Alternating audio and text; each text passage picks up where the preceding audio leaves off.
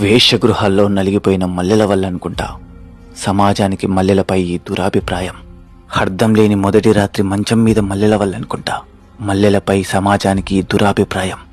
పూట గడవడం కోసం పెట్టుకునే వేశ్య జడలో మల్లెల వల్ల అనుకుంటా మల్లెలపై సమాజానికి దురాభిప్రాయం. దశాబ్దాలుగా శతాబ్దాలుగా మల్లెపూలపై దురాభిప్రాయాన్ని ఏర్పరచుకున్న ఓ సమాజమా, ఇదిగో నా కలం, ఇదిగో నా కాగితం. అప్పుడప్పుడే తెల్లారుతుంది. కొండగట్టు సుబ్రహ్మణ్యేశ్వర స్వామి ఆలయంలో ఉన్నాం.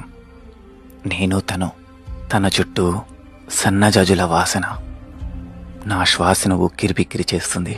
తను ప్రదర్శనలు చేస్తుంటే మల్లెలు నీళ్లు పోసుకుంటున్నట్టుగా నా చెవుల్లో ధ్వని. ఒక అమ్మాయి సిగకూరుల్లో మల్లెపూలకి ఎంత పవరుందా దేవుడా!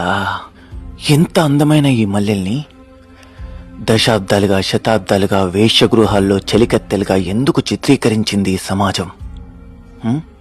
కామంతో కళ్ళు మూసుకున్న ఓ ప్రజాభిప్రాయమా? నా హృదయాన్ని మీకిస్తాను.